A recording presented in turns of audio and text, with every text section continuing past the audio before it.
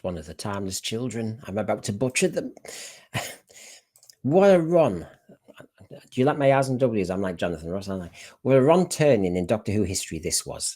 The Doctor is now an orphan, left at some concrete forceps, ready to be kidnapped by a cold, clinical, Myra Hindley type of mother Maverick Chen to be experimented on and forcibly killed till it bleeds an orange vapor of ashes of what is left of a once great character, storyline, and series.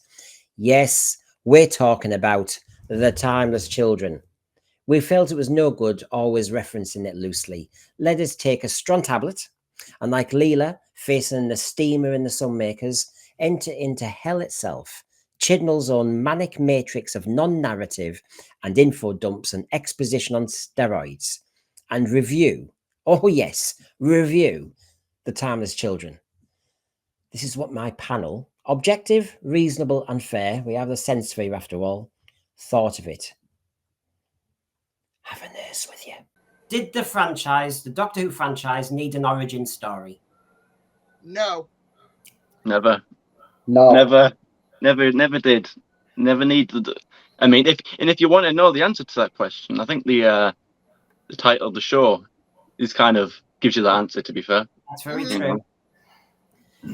That's very true. But the trouble is, as I take what you're saying, Cinnamon, but equally there's the issue that all the other media fads now, Marvel and all them, they're trying to do this origin stuff. Star Trek are doing prequels instead of, just getting on with doing decent stuff. Trimpoline says no. I mean, I'll go through the panel in a minute, but basically, the thread. Sorry. So, Cinnamon, come on, Generation Z, you love all this origin stuff. No, I hate it. I can't stand it. You say there about Marvel, and just quickly, I'm a bit disappointed because I've got my mic here, but when I plugged it in, I couldn't hear myself or the stream, so that's a bit disappointing. Can you send it to John? Can you send it to John, please? Depends who's talking. I can hear you now because I have unplugged it. But yeah, to answer the question, goodness, God,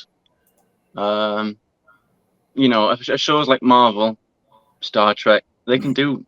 I mean, I'm not as familiar with those characters, but if you want to do an origin story for, Han Solo, and you can do it. But like, Doctor Who's different. Doctor Who's always been different to the other shows out there. It's got a certain uniqueness that it just nothing else has, and it's like to explore the route to the Doctor. And there's nothing wrong with teasing it, because if you remember what was it in Sleep No More, and we saw him in the barn, little glimpses, little things of what his life was maybe a little bit like, or like maybe conversations with what was that guy that he met in Armageddon Factor, his little mate that Drax. Yeah, like they'll have a little bit of a conversation. Oh, do you remember when you were in the Panopticon and you did this? And you're like, oh no, I haven't seen that for a long time. Or like when Romana mentions the fact that he barely scraped his exams. Those little teeny tiny sort of glimpses into his past life, those are fine. But when you sort of delegate an entire episode to that of what his past was, and you then say that the whole of Time Lord and Gallifreyan civilization, he was the cause of that. He's now so important. He is Space Jesus. He's not somebody, I mentioned it before. Yeah. He's not somebody who just thought, you know what, I'm sick of this. I'm sick of the bureaucracy or the politics. I'm sick of the corrupt nature. I'm out of here. I want to go live my life, and I want to make a difference. That was the core message of Doctor Who, that anybody, doesn't matter who you are, can make a difference. But now he was born for it. Now it was his destiny. He was always supposed to do that. He's created Time Lord Gallifrey and all of that. It's ruined the character in a sense. And Andrew Cartmel, I know I've talked to John a lot. We mentioned the Andrew Cartmel master plan, And I've just got a quote from Mark Cartmel, whose response to Timeless Children. He said, I think as soon as we delve into the minutiae, into the fine detail of what Chibnall's done, Chibnall's obviously done a reset, which is great. But as soon as you start to specify the reset, you're back in the same old problem that you're explaining too much. You just want to say what you thought you knew was going on. You didn't. It's much more than that. And in the end, in a nutshell, Andrew Cartmel said the Timeless Children is too detailed. Yeah, and it wasn't what he was originally thinking. This is the thing, everyone. This is the big misconception that some fans have. That but Andrew Cartmel was going to do it. No, he was going to do a different thing. It's similar, but it was different. You know, he was trying. You know, I think it was Chibnall might have been inspired by Lungbarrow, perhaps. He maybe has executed it poorly, but it was always with Cartmel, and I'm sure Noel might mention a bit of this. It was always hinted at differently. It was always suggested at different. It was always suggestive. It was never going to be downright telling you. I mean, I remember listening to a commentary of the writer for Silver Nemesis, and when Ace at the end of the story says, "Doctor, who are you?" and he just sort of like put his finger to his lips, it was kind of intimated behind the scenes that he was going to be God. Now, again, I didn't like that, but you know, it never specified it on the TV. Never said it on the TV episode itself. Yeah. So again, suggestive. You can suggest it. You can throw little hints out there, but not downright tell it. No. So I'll go around the panel on the main question. We'll elaborate as we go, but thanks, Cinnamon, for that. And a lot of people in the thread are agreeing with you. John, do we need an origin story? We've mentioned quite a lot already. Yeah.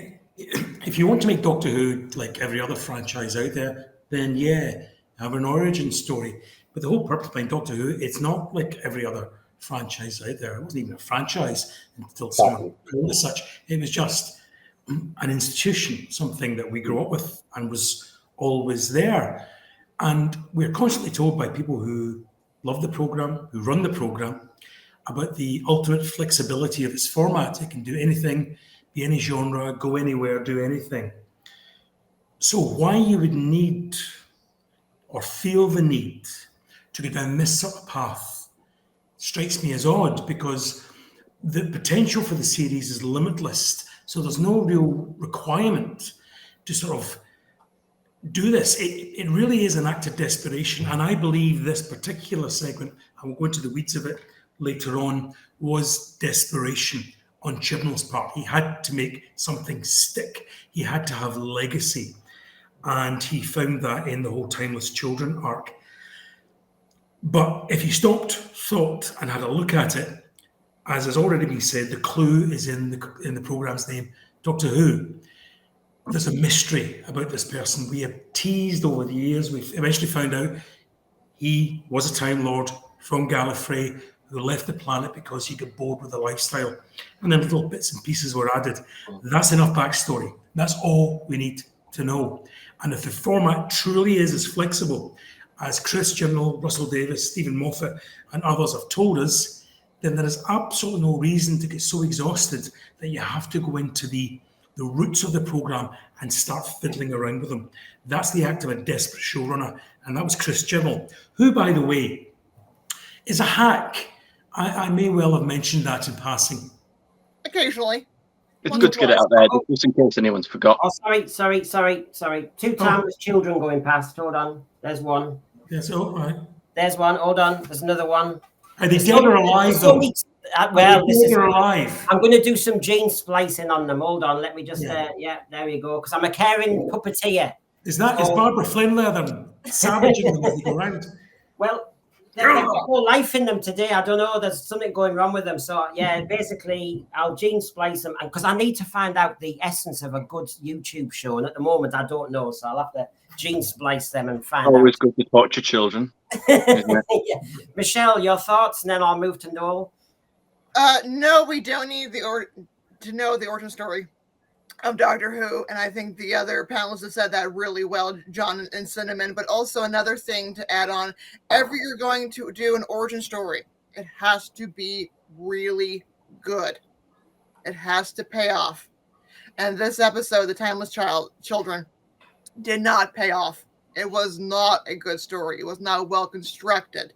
And so that also is more the anger of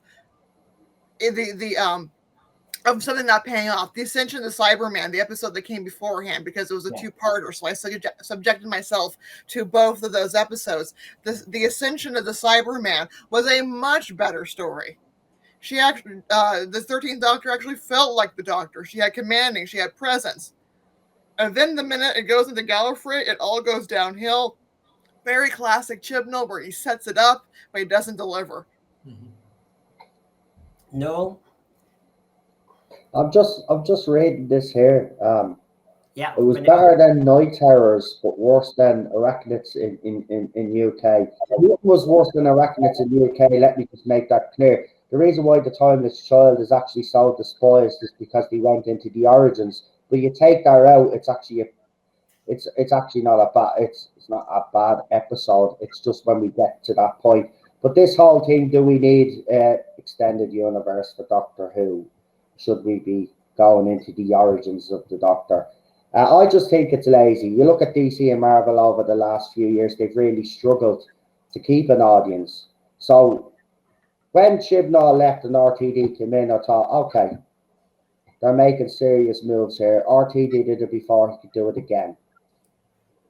What baffles me about RTD is he actually criticised Disney for this type of stuff exactly, saying it was lazy.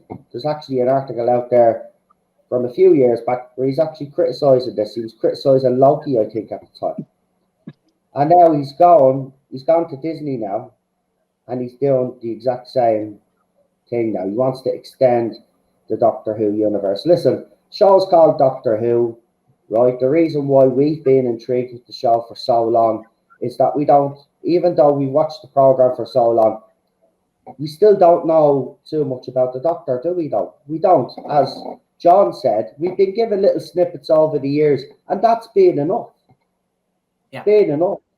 But the thing that's more upsetting for me about it is this. I actually, by the way, the night of that, I actually broke down in tears live on stream. I absolutely lost it. I was devastated. This is the worst. Seriously, this for me, this is the single episode, in my opinion. This show has never recovered. The damage was done in Series 11, but this was it. That episode finished the show off. The show was never recovering from the Timeless Child nonsense. The fact is that RTD has incorporated some of it into this new era of his that's coming. It's not going to work. The show is dead on arrival. They just don't know it yet. They could spin the ratings all they want. Show is done, but it's lazy. Doctor Who doesn't need an origins. The show is unique because, as John pointed out, it does have this limitless creativity because they can dip into almost any genre if they wanted to and make it work. That's the problem that we have. Writers are lazy today. This whole origins thing, this multiverse that everybody does, it's just lazy because they don't want to actually write complex characters, complex plots. Look at Doctor Who right now. It's being dumbed down for the masses. Now, in 2005, it came back. It did appeal to a larger audience as well as the Doctor Who fans, but it kept the balance. I believe it struck the balance really well. This time around, he's going all out like Chid's tried to do. He's going all out for these new fans, and he's going to fall flat on his face. It's as simple as that. It's interesting. I'll jump in on that in a minute, Noel. I know John wanted to say something. Then I'm going to mention, because Noel had mentioned his reaction that night, you know, how the audience responded to this episode. So I'm going to be looking at the ratings and a few little things there. But first of all, John, you wanted to say something. Yeah, just based on what's been said so far about the limitless nature of the formatted Doctor Who. So writers shouldn't be troubled or being exhausted by finding new stories or storylines. But forget the fact that writers are selfish and they have egos. And this really initially, I think, is what it is with Chibnall. I go back to what I said. This is a writer who first of all gives a female Doctor, and that was fine. That's absolutely fine. A lot of people didn't agree with it. I was prepared to give it a go. So that's good. rebooted the series to the extent that there were nothing from the previous incarnations of the Doctor, no old enemies, nothing throughout that first season. So it was a real good jumping on point, and 11 million people in the UK jumped on for that first episode. So he had everything to lose, and he did, because he produced rotten episodes. He didn't even give us a series finale. He just frittered out, and he frittered away the audience. So what he had to do the following season was bring everything back. He started bringing back Daleks and the Master and the Cybermen, and all this came flooding back again. But also to give him some sort of, and I mentioned the word again, legacy, to appeal to his own ego and his own selfishness, to place his stamp upon this. Yeah. He basically trod upon its roots with huge, big hobnail boots, and had nothing more or nothing less than to do with it give him a legacy. Now, if he had been a writer of deftness and talent, we might have been prepared to give him a bit of a pass and see how it worked out. But effectively what happened was that the Doctor's past was exposed to us by the Master talking at the Doctor for about 5 to 10 minutes, and it was all just done as exposition. Yep. So in a way, he gave himself away by how he did this. Sheer desperation, no originality, no thought behind it, just about legacy, his legacy. And that's why probably we'll never hear from Chris Chibnall and Doctor Who circles again. Because while Noel is right, Russell Davies appears to be not exactly doubling down on this, but certainly not retconning it. But he's not going to trash the legacy of a colleague of his, a companion. Exactly. Yeah. Rather than what he should be doing is saying the program, the format, the thing he resurrected is far more important than one man's reputation. You see, John, We blew it. We said that was what's stupid about his argument, John, though, wasn't it? Was that while he's protecting Chris Chibnall, his mate, he won't protect Terry Nation, or he won't protect Robert Holmes, or he won't protect Terence Dix, or Barry Letts, or Philip Hinchcliffe. All of those can be trashed. Verity Lambert. He can wreck everybody else's contributions to Doctor Who, but he will protect his mates. Well, that's inconsistent. So therefore, there's no respect for that stupid pretend for virtue. Doesn't exist, mate. Yep, you either you have that virtue or you don't. I hesitate. I'm giving this new era, the benefit of the doubt. Both Michelle and I have said that we'll wait and we'll see episodes as they develop. But yeah, I have far more skepticism now than I ever did before the 4 episodes that we've just seen. Yeah. And a lot of that, this is more to do with writers' egos and the selfishness of people thinking they own this format. They're not, they're custodians of it. Yep. It's owned by the viewers who initially in the United Kingdom and then throughout the world who have grown to love this format and see for it as not just another franchise, but a real institution and something which really needed proper nurturing and looking after. So as you're going to talk, Michelle, I'll be showing you the ratings. Off you go. Go on, sorry. I understand Noel's pessimism, and there's part of me where I'm the same point where sometimes I flip back and forth between pessimism and optimism. A part of me still thinks the show is not dead yet, but it's getting there. It can bounce back, but it's going to have to be very carefully done. Again, we're starting to see that the ratings are bouncing back. It's nowhere near the heights of what it was years ago, but then at the same time, it is winning its time brackets, and it is winning the brackets of younger viewers. I think this is going to be more of a word of mouth success, but also the show hasn't had a chance to get past the Timeless Children because COVID hit, and then we got the Flux, and then we got the specials. Basically 2 seasons of specials. So this was the Timeless Children was the last episode of a full season before COVID hit. So in many ways, this is the last season finale that the show has experienced. And so in many ways, yes, it is still being hurt by the Timeless Children. And we haven't had a chance to really recover. I think RTD is a more talented writer. So he can maybe fix some of the plot holes. of the Timeless Children and bring some of the mystery back into it, that this is what the Master claims. Again, we've had the time where another times where the Matrix can be altered, and even in the Doctor Who annual for 2024, it presents two opening stories. It says some believe he is the Timeless Child, others believe that it started when a man stole a TARDIS. So in many ways, the show is kind of hedging its bets and not saying either one is the definitive true story. But it's also the use of the Matrix, for example, Robert Holmes's creation. I mean, look at it now. She can do a mind-blowing, I don't know, she can have a tantrum and she explodes the Matrix. I look like that when I have like a really bad brain freeze from a Slurpee or a slushie. Yeah, that is absolute nonsense. I mean, that's just disrespect for other people's ideas. You're ambushing people's ideas. You're riding on them. You know, oh, I'll use the Matrix and I'll have this nonsense. In Deadly Assassin, when the Matrix was introduced, it was seen as high risk for a Time Lord to enter it. High risk. You may never live, Doctor. And the same Master using, I've forgotten his name now. Gosh, what was his name? No, the Master used in Deadly Assassin. I forgot his name. Chancellor Goff. That's it. Yes, I've got his doll over there. There you go. So Chancellor Goff and the Doctor, they were risking their lives to enter the Matrix, and that was seen as really major stuff. So you thought, whoa.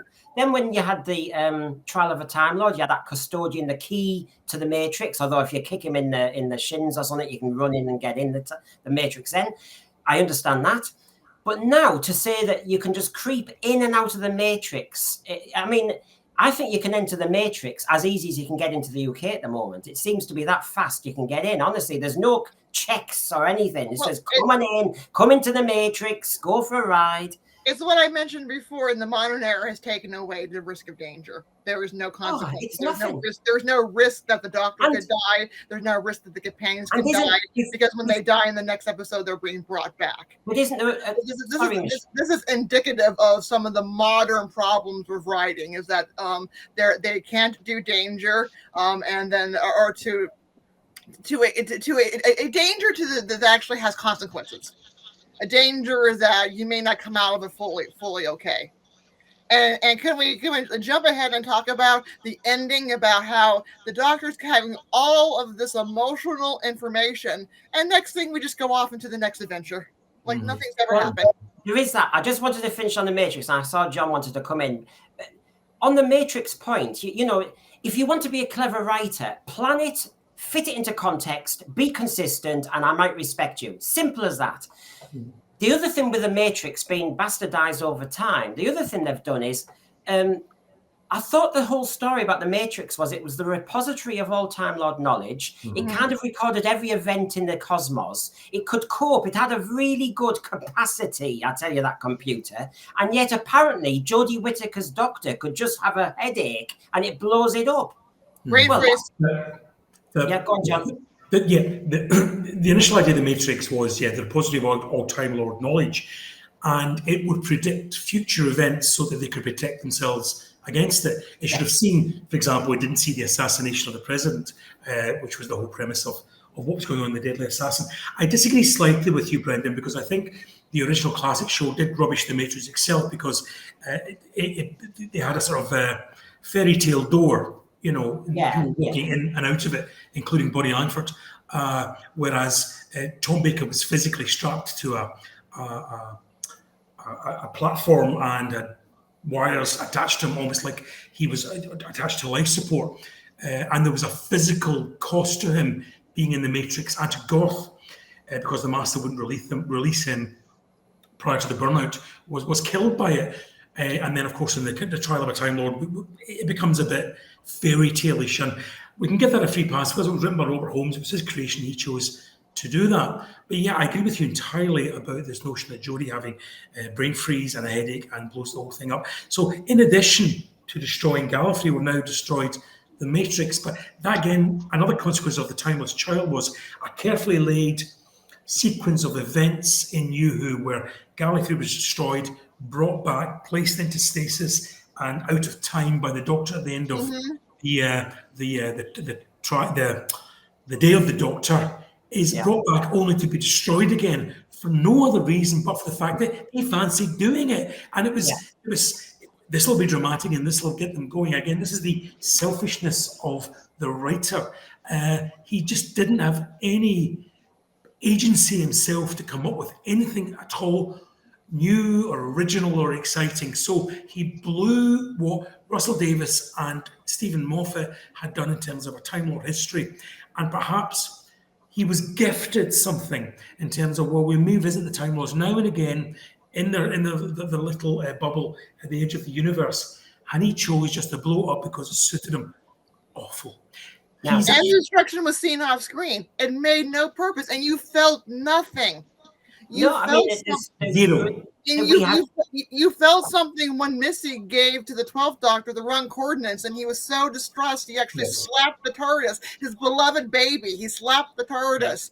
And I remember there was a fan parody account where somebody on Twitter goes, we made up. I apologize to the TARDIS for slapping it later. But he slapped his baby, and you felt something in that episode. I remember bawling when they sent it all to do with the writing.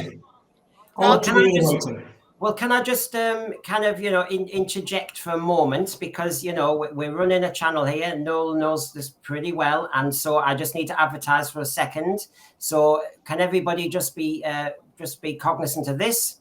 So, well, it's time to fish for a subscription, please, for our esteemed audience and viewers across the globe sphere.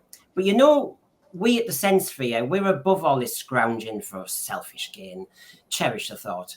No, we are collecting subscriptions to get up to 90 and then maybe 100 so we can extend our philanthropic help to the poor fish people of Atlantis. Some of you will have noticed them again on the Blu-ray Underwater Menace.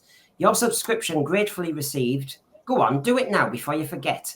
It'll buy us galactic credits, an interstellar Bitcoin, or Green Shield stamps for oldies in the UK. We can then reverse the operations that made them breathe underwater and return them to being human again. They have skulked in swamps and ponds, buffered by sewage from the UK poor drainage system, and they've been neglected by fandom, and even the good Doctor himself, he just left, didn't he? We want to right that wrong, so subscribe now, please. Give us a like, switch on notifications, and we can help save more fish people from just languishing around with newts, frog spawn, and effluents. Cheers. I think oh, there you go, Cinnamon. He's got it ready. It is important. I mean, I don't know about you, Noel. Thank you, John. Thank you. You're welcome. Noel, our subscriptions go further than your subscriptions. That's true, isn't it? We give back to the cosmos. Do you? All the time. Does nothing for me though, but I give back all the time. Yeah. The only way to do it. I'm not losing me AirPod. Okay, you look for that. I'm going to ask everybody a question now because I want to. I need balance. I have to be the chair here. So while we're talking about the timeless children has wrecked everything, let me show you this. And I'm going to go around the panel. First of all, I'll put it on the full screen so you can see it. Then I'm going to ask each panelist, and all you can say is hit or miss. In other words, canon's been changed before. Which ones do you see as a hit? Which ones were misses? And it's a fast one. You've got to go instinct, right? No messing around here. It's hit or it's miss. So I'll show you the screen. There you go. We've got Razalon, Omega, the Death Zone, the Division, Time Lords introduced, Earth, Exile and Unit, the Master, the Morbius Doctors, the Valyard, Timeless Child, Time War, War Doctor, Trenzalore, the concept of regeneration, the half-human Doctor, the fugitive Doctor. Now, I could have gone on with this, but there it is. So if I go down the list, I'll go from the way it's got it here, Michelle, Noel, John, then Cinnamon. So Razalon, Omega, Death Zone, hit or miss? Hit. Hit. Right, that's a hit for me as well. The Division, Michelle first. Hit. Noel? Oh, miss. John? Cinnamon? Direct target, hit. Oh, gosh, that's an interesting one to talk about. Right, introduction of the Time Lords, Michelle? Hit. Noel? Hit. John? Hit. Cinnamon? Absolutely hit. Okay, next one, Earth's Exile and Unit, Michelle. Hit. No? Hit, John? definitely hit. Pertwee Air is my favourite, Huge, one of my favourites. huge hit. Cinnamon? Yeah. I agree with everyone else. Absolutely. Okay, well, this is interesting, isn't it? Because when we are being fair here, when we are judging the Timeless Children, we're judging it compared to everything else that's changed canon over the years. So, okay, the next one is The Master. Michelle? Hit. Oh. No? Absolutely a hit. John? Big hit. Big hit. Cinnamon? Without a doubt, yes. Well, this is what I mean. I'm just being objective. And I agree. The Morbius Doctors. Michelle? Miss. No? Miss. John? Hit because they were Morbius. Yeah, that's because you said Morbius Doctors, and it's not Morbius Doctors. It's Morbius. So, but Chibnall is called it. So I'm going to say miss. But if you're saying Morbius, then yes, it's You a say hit. Morbius Doctors, yeah. I don't care what Chibnall said, as far as I'm concerned. And I watched it live at the time, but Chibnall was probably acnifying his spots. So He probably was, yeah. yeah, sorry for being rude about it. I just hate. I can't go with the fella at all. So if it's the Morbius Doctors as they were, it's a hit. Absolutely. That Okay, and Cinnamon? Sorry.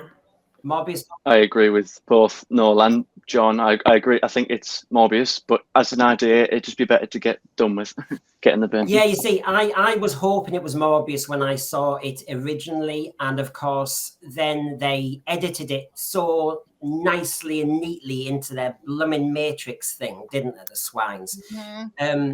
And so, yes, right, okay. By the way, I did want to do hit and miss in one word, but of course, we're discussing it. The Division caused a little bit of division, so let's just for a second try that one out. Michelle, what did you say about the Division? I said, hey, it has to, again, like anything, it has potential, but it has to pay off. Okay, and Noel, you were umming and ahhing about that. Yeah, I said miss. Listen, we don't need any more special feckin' Time Lord blading feckin' undercover, whatever they blading where they get. You know what, Chibs? He's done so much damage. It's not just the Timeless Child. I mean, we're focusing on the Timeless Child, but he's just done so much damage to the show. He really has. People need to actually go back and watch it. I know I say go back and watch it again, but go back and watch it again. He has done massive damage to this show. Some of the cons. Do you know what I hear about? Michelle is right though. If he introduced all of these things and there was a payoff. Yeah. Right? And the payoff was worth her anxiety and her anger, then I'd have no problem with it. But the problem is there is no payoff, and there won't be any payoff for that either. No. I mean, RTD has kind of shot himself in the foot. You just needed to ignore everything Chip's done before. You didn't even have to recognize it, but at the same time, you didn't have to dismiss it. You know what I mean? Just leave it there.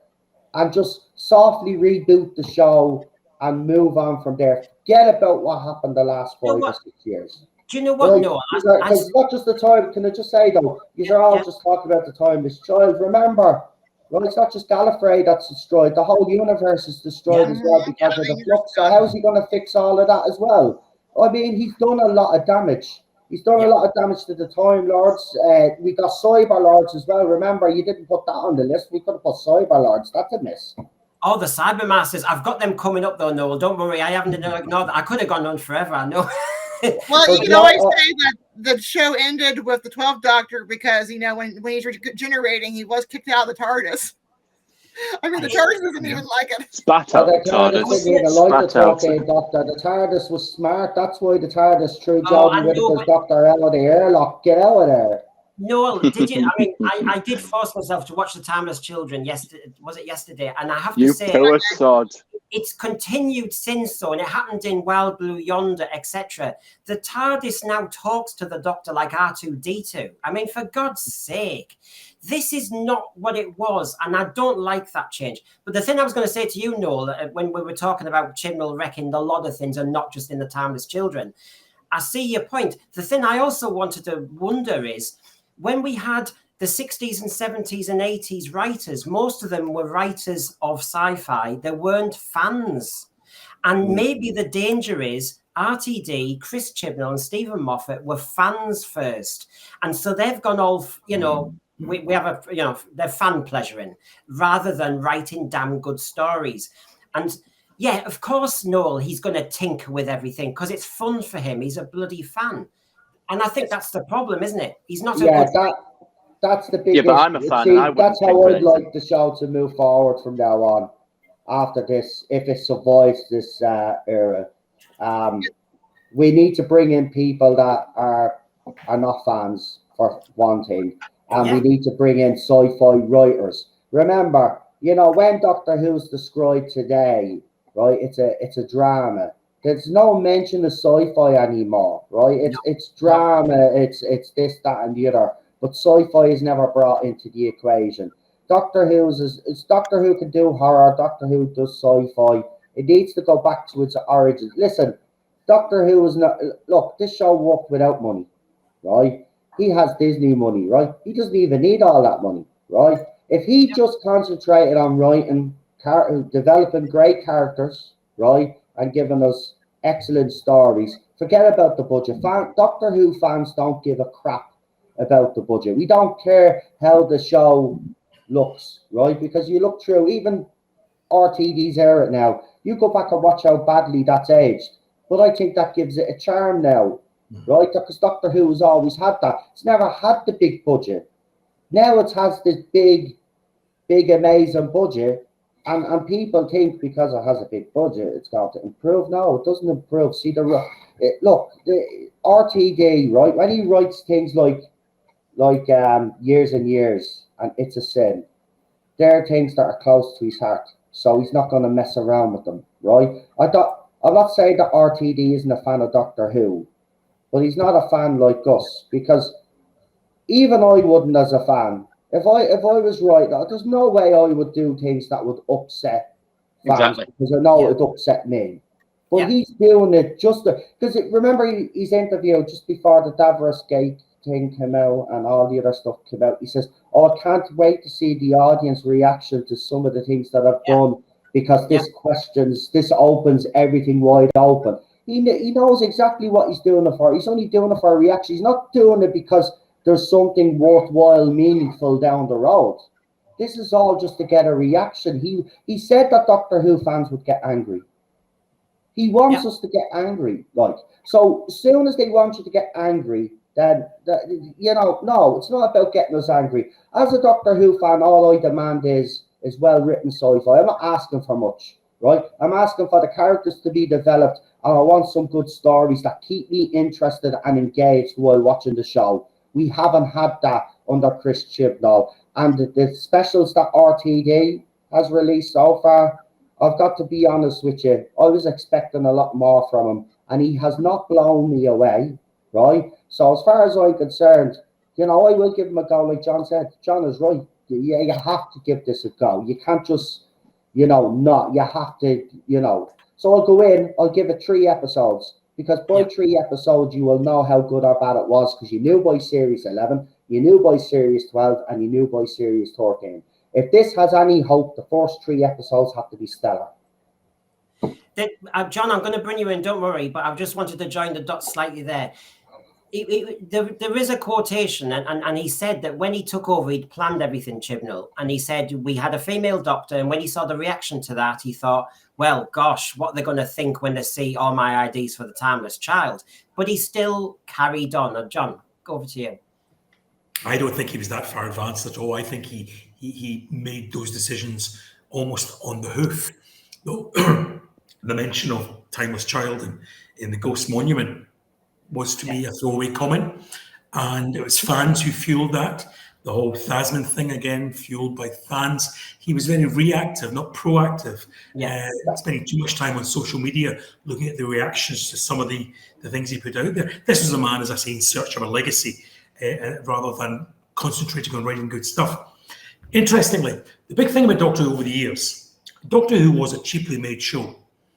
And at times it looked like a cheaply made show, but for most of the time it didn't. And that's because whether it was writers or producers or creatives made the best that they could out of what they had. It's a bit like children playing in a toy box, the more imagination they have to use, the less intricate, the more and sophisticated the toys are, the better their imagination becomes. Now that Doctor Who has a huge budget, that argument or that testimony to old Doctor Who has gone. The fact that it produced the best from people because it was, badly budgeted or not properly budgeted for. So, are we now saying that one of the catalysts for creativity, the poor budget, has gone, that the writing has become lazy? Yeah, in many senses, that's correct. And because of that, you have writers like Chibnall and Russell Davis having to tinker with the format and the legacy and the roots of the programme in order to make their mark, rather than just writing a blatantly good story and just having everybody enjoy it. So perhaps if Doctor Who could lose the Disney money and go back to what it was, the budget, whatever it was, £1 million an episode back with the BBC, might make the writers a lot more creative, because it's dead easy to say, I want a big spaceship and I want the Doctor's arms to look huge and all the rest of that. Why? One of Russell Davis's best episodes was on a set with some of the cream of the British acting crop. One set. Yeah. And that was Midnight. Yeah. And that really tested him as an actor, because the budget, as a writer, because the budget was minimal. He had one set and a collection of really good actors. Yeah. And my goodness, even today, that is up there with some of the best Doctor Who ever made. Didn't need a big budget, didn't need huge special effects, didn't need starry guest stars, and it didn't need any change to the canon. It was just a good story, well acted and well told. And I'll add to that, Turn Left. I love Turn Left as well. It had some horror elements of what would happen to the universe without the Doctor. Michelle? The point about Midnight, Brendan, particularly, is one set. Oh, God, yes. It's got the unity. It's a classic. I mean, I teach Inspector Calls for 30 years. It's a unity of place. It's a unity of time. It's clever. It's clever plotting. I know it's kind of inspired by The Crucible, but that's a good story as well. It's all about hysteria. But the unity of place, the unity of time, following the characters in that time. We don't jump too far, do we, at all? But yes, I agree with you completely. Doctor Who was always at its best with one set. We didn't find Doctor Who because we thought it was glossy or trendy. I mean, we didn't go to school saying, I'm a Doctor Who fan, to be clipped around the ear and have people laughing at you because it was so big budget, did we? It was the blooming stories that sold it. Sorry, Michelle. That's all right. Good points all, but also go back to what John's saying about the laziness of writing, because now we're in the age of the celebrity writer, where the celebrity writer can do no wrong. You look at J.K. Rowling for Harry Potter, the first couple of books, because she was a new writer, she was carefully edited, and they made sure they went through line by line, paragraph by paragraph, that everything tied up, every I was dotted, every T was crossed, every grammar was perfect. Then the books took off and became a huge success. She was allowed to write whatever she wanted. And then we have some of the middle books where there was where the books got bigger and bigger and bigger and plot lines were going off everywhere.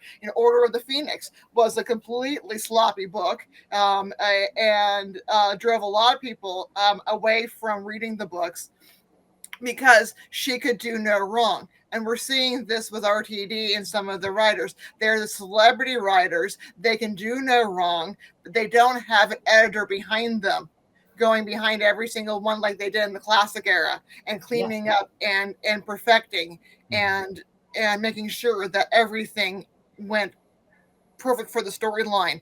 And you talk about, we don't need big budgets. Caves of Androzani was at the tail end of a season. That cost £10,000 to make. And that is one of the top 5 episodes of all time. It's my absolute favorite. Revelation of the Daleks was a £10,000 episode too, because they're at the tail end of a season. But they made classic Who with the most. Ideally, I love the use of bubble wrap in the 80s. Well, can I shout out Destiny of the Daleks? It was a hospital set, wasn't it? You saw hospital trolleys and drapes in Destiny of the Daleks as the Daleks draped down. Horror fan rock, you were just in a lighthouse. It's as simple as that. You don't need much. Now, I just wanted to bring in from our thread, because obviously it's a shout out to John, because John has been on TV before. Episode 1 of The Censorites is the best of that story. That was one set. And you'll have seen John Daly outside of the window. Did you see that, TARDIS Spider? He was the original Censorite. Sorry, yeah. No, it's very true. Now, I just want to get back to this. And then we've proven to people that we can be objective about canon. So going back to this, we got up to the Morbius Doctors, which triggered a few of us. So let's go back. Well, that was a clever one, Noble. I kind of put it on and then I put it off again. Oh, God. Useless. I'm pressing all the right buttons in the wrong order. It's Morecambe and Wise gone wrong here. So if I just do it, there we go. Yay, I'm using my brain again. So the Valeyard, Michelle, the Valeyard. Miss. Hit. Did you say hit? Yeah, I want to see the Valeyard back. Yeah, hit, absolutely. But they won't do it right if they bring it back. So I don't know if I should say hit or miss, but I'm going to say hit. I have to. Sorry, but. I know, and the truth is, let's be honest, I want the Valeyard back as Michael Jaston. I don't want him back as some 25-year-old woman. I don't want all that nonsense happening. I want the originals, you know? Valeyard. So, John. Oh, the Valeyard's a hit. Absolutely a hit. Okay. Cinnamon? Absolutely a hit. It was a great villain. But I agree. I think if they were to bring him back, it wouldn't be the same with it being Michael Jaston. But then again, I suppose think they are going to bring him back. And it's going to be David Tennant's Doctor. Like, come on. It's already been set up, it is. It's already been set up. David Tennant is going to be the Valeyard. It's going to happen. It'll happen, I'm telling you. That's where he's going with all of this. Oh, well, I'll have to speak. If it was... I mean... If it was the 12th and final one, yeah. I mean, it won't be a bad idea because he did do Time Lord Victorious, even though he did the audios bad. But in the few minutes of Waters of Mars where he turned the way he turned. I wanted to see more of that in Tennant's Doctor. So it can happen. It's already kind of happened, but they just called it a different character. Me prefer to a character called the Boss. And funnily enough, the Valeyard flicked through my head too. And seeing later on what they did with the Tennant Doctor, although technically he's not the bridge between the 12th and 13th incarnation, as the Valeyard says he was, they can fiddle with that. And I wouldn't be at all surprised if, first of all, if the Valeyard turns out to be the Boss referred to, and Tennant plays it, because I think Tennant seems to be the go-to person for modern Who whenever they feel it needs rescuing. And Tennant can also play a villain well. I wouldn't have a problem with Tennant being the Valeyard because at least he can do evil well. He's a good actor. Yeah, okay, let's rattle through these because I've got a couple of items. So, Fugitive Doctor, Michelle. Miss. No. Miss. John. Again, another pinched idea. Could I expand on that? Because I just hate the fact that we're just saying miss. The only reason why I'm saying miss is because, like everything else that Chris Chibnall did, it was all superficial and he never really gave much to the idea. Indeed. It also wasn't an original idea. Again, it was an idea he nicked. The man didn't have an original bone in his body. So, miss. Cinnamon? You have to swerve to miss that one. Yeah, God. But I'm two-faced, aren't I? I was ordering it took me blooming 8 hours yesterday to order the doll for the Fugitive Doctor that I don't know if I'm even happy with. Half human Doctor, Michelle. Miss. No. Miss, because that opened up a whole can of worms, in my opinion, that did. Yeah, John? Two things. It's a miss, but being forgotten about. So it just shows you can't tinker with the canon and then ignore it, which is what they should do with this pile of garbage. Yeah. 100%. I mean, I think it's a bit easier to forget something when it's just one line compared to an episode, but, you know, I'd say miss. You know, it was a silly thing that didn't need to happen. Now, this will look a silly one, and so those in the thread and those watching, I'm saying it out loud. The reason we're doing this is as we are openly criticising, but I think we're being fair with our criticism of Timeless Children, I'm showing you that we can be open to ideas and canon. So, the idea of regeneration, Michelle. Hit. It's a hit. Yeah. Absolutely, man. Well, if we don't give it a hit, we wouldn't have had a show. Hit. Exactly. Exactly, man. So we're open to it, and Cinnamon. Yeah, I mean, if it wasn't a hit, I probably wouldn't even be sat here talking about it. Like it was it's probably the most successful decision they probably ever made. Brave as well. Nobody actually even thinks that was to do what they did, to replace a lead actor, right, the face of Doctor Who in William Hartnell, and to say, because he was getting old and sick, to say they were going to replace him and to come up with a concept like that was brave. In those days, that was brave television, and that's why we revere this show so much. This is why we love this. They were willing to take those risks. See, John was talking about risks earlier on, saying, you know, Doctor Who fans don't mind the writers. Of course we don't. They've done it before in the past. John is right. Of course we don't. We like the risk if it pays off, of course. And what they do know is they if you like, they add to canon. They don't go back and exactly. That's the thing I wanted to mention. None of these are actually. I mean, a lot of these aren't even changes to canon. They're additions. I mean, I suppose a lot of people were disappointed. Maybe a few people. Maybe like the fact that maybe some people liked the fact that they didn't know what planet it was from, and maybe once that was explained, maybe that took away the mystery for them. But on a whole, it was adding to something. It never took something away. But you see, it's interesting. I'm putting Sadako 24's comment up because on Regeneration, which is a no-brainer to us lot, isn't it? It's a hit, but if it's not overdone and drawn too much attention to, we've had the false regenerations with David Tennant in Stolen Earth. And then with the hand and all that stuff, that was tinkering around at the edges. And yet I can accept something like The Watcher. The Watcher to me was an interesting concept linked with regeneration, but then the playing around when it all gets a bit superheroes with the hand in the jar will help you out later. So just keep everything pickled. This is where he learned from the Rani. She had pickled dinosaurs and everything. She's keeping them there to help with some regeneration, I think. So. And the other thing is, if doctors regenerate too often, we've got 15 doctors now, plus if you want to add the other 7 or 8 or 10 or thousands. And so in the end, I think regeneration as a brilliant concept absolutely also undermines the show. I think as it goes on, that might be an interesting argument whether regeneration will ultimately destroy the show because you can easily just change at whim. You can sack Colin Baker. You can do what the hell you want, you know. It's, so... Trends are law.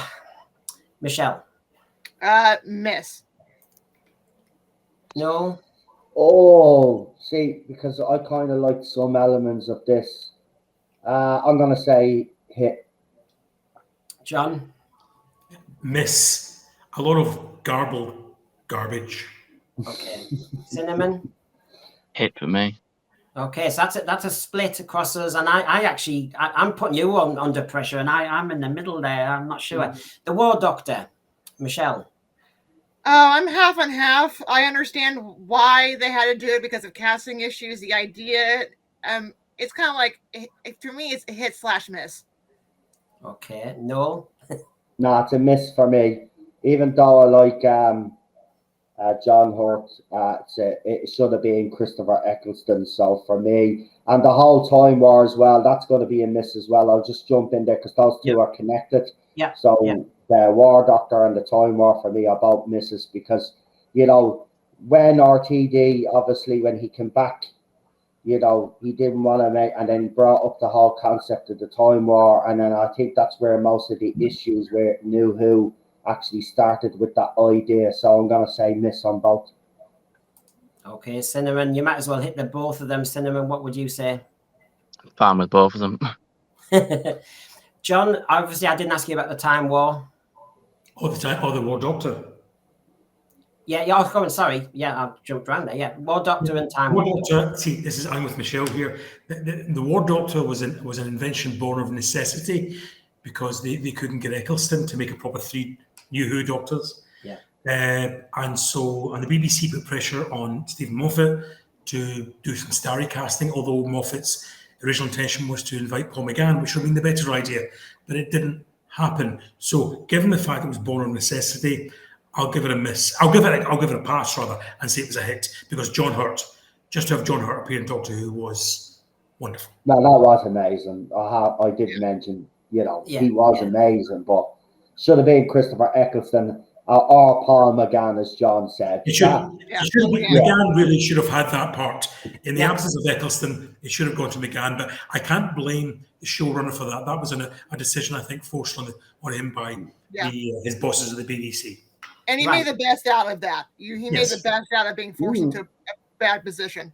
You know. Now, so I mean, we've kind of looked at some canon changes. We've had our initial ideas about origin stories used in Doctor Who. Right. Chance for some of you to have a break. I'm going to do my panopticon polemic when I was typing this on my keyboard today, I was a bit like a troll. I was really kicking off. So there's me, Mr. trying to be measured like I was as a teacher, but I'm sorry, I was triggered. And I did watch Timeless Children yesterday, so I am allowed to say I've had fresh eyes on it.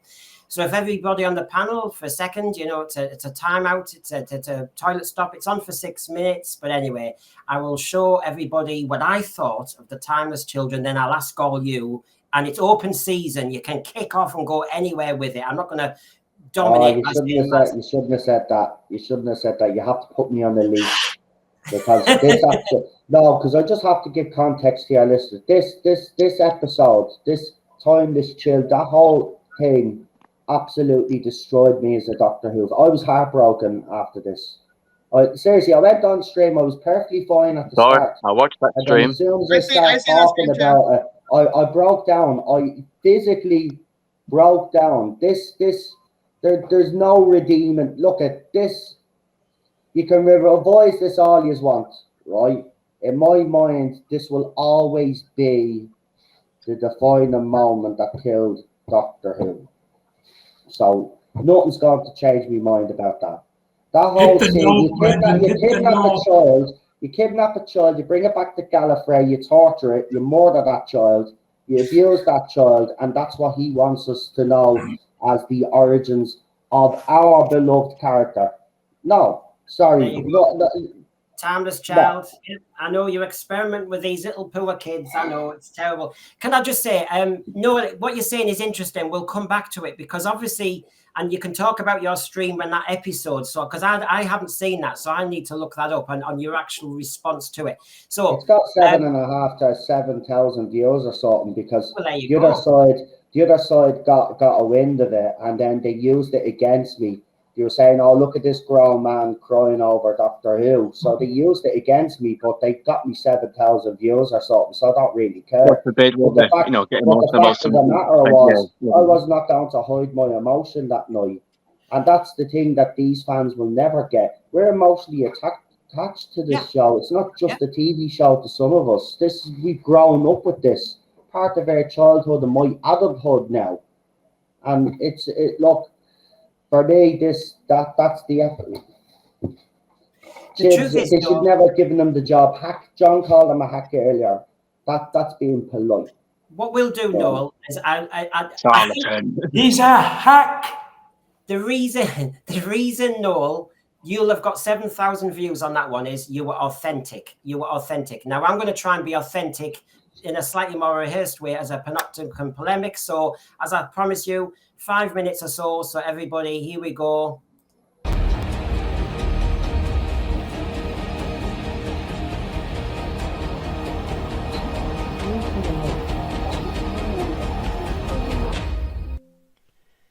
I'm conflicted. I'm torn. We started this channel to be less ranty, more fair, open-minded, to be swayed by persuasive argument, to have ears open always to the merits of the case. Hence the sense of fear. Common sense of humour, blah, blah, blah. And in that spirit, we selected to look again at the elephant in the room of fandom, the main divisive tool, the topic bound to cause a time war in an empty room, the Timeless Children storyline. Has it been unfairly treated? Is it as bad as people said at first? Why do some people think it's so good? So, I watch it. I felt my brain bleed. Wow. In my eyes, it was an insult to 21st century broadcasting. It was fan pleasure and tosh thrown together in piles upon piles of exposition because the Chris Chibnall did not respect the audience enough to carefully weave the threads and ideas throughout a series. He decided we deserved an absolute bomb of new information and made up new stuff. It has been commented on that I often say, as a teacher, well, sorry about that, but before anyone challenges my opinion after watching The Timeless Children again, may I politely posit this. I have read and marked over 35,000 essays from 11-year-olds to Oxbridge candidates at 18, not marking according to my whims, but state-authenticated assessment criteria. Chris Chibnall's script was an exposition dump that would have had me calling a student in to explain how you show, not tell. How many essays I read that were meant to entertain but meandered through intricate soap opera backstory. I explained it created no drama and no engagement.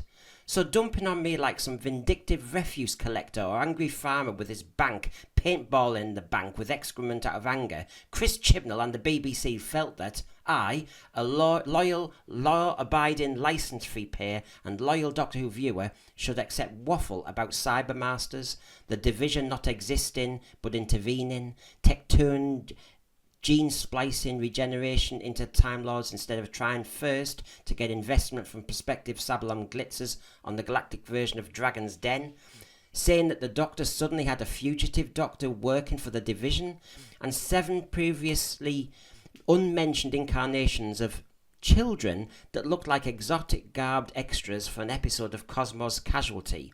An origin story that meant a child-abusing woman with no voice or characterization merited kidnapped a kid, instead of reporting it missing to the local shopping mall service desk as he should, then making the child constantly face genetic experimentation and death like some sadistic Nazi surgeon in the horrors of World War II.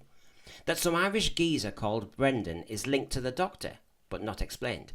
That this blobby metallic blancmange called Siberium has created a death particle that sits inside an incomplete rusty Cyberman. That it can't be damaged when tissue compressed by the wilder salivating master. All to preach to the public that the Doctor has had many genders, many races, get over it because we know best. We are so good we typed this crap in an afternoon. My God, if Chris Chibnall had been in my classroom, he would have been politely advised his mind was racing a bit, he needed to be structured and methodical, he needed to patiently thread each idea into his story, and only if it was engaging and dramatic, not just because he wanted to get it off his chest. So, I'm supposed to be calm and cool about this sudden frenzy of new fanfic fact. Chibnall showed no respect for his audience. He thought we deserved no careful planning, no careful structuring, no careful nuanced dialogue, no clues littered throughout the series, no consideration. Change is an exciting word.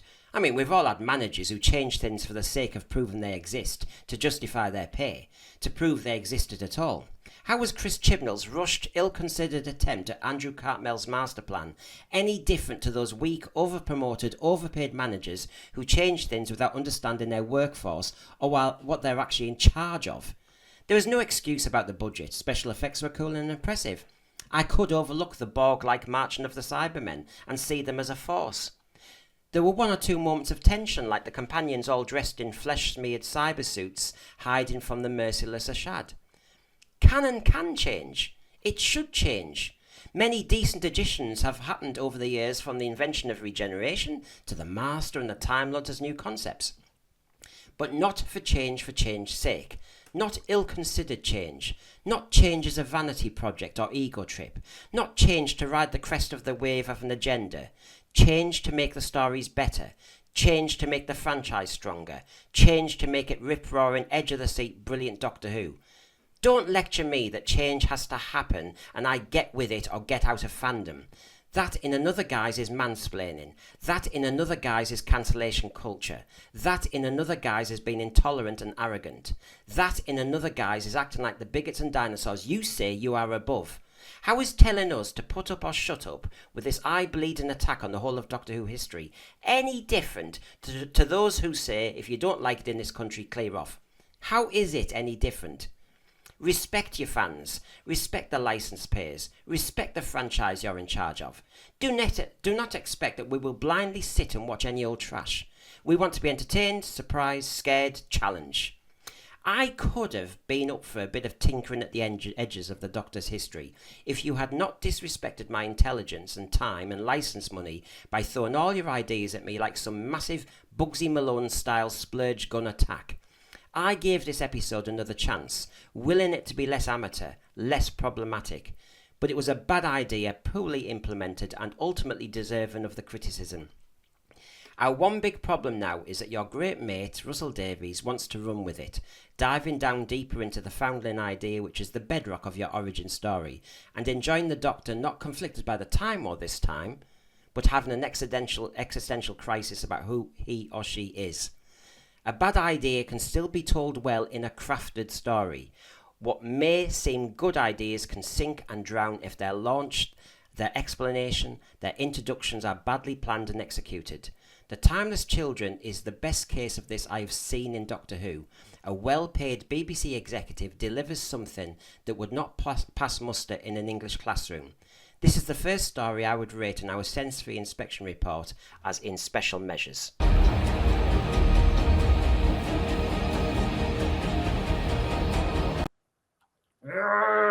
Honestly, I wanted this channel to be very calm and objective, but my God, I just could not control myself as I watched that episode. I had to apologize to Jamie, my partner.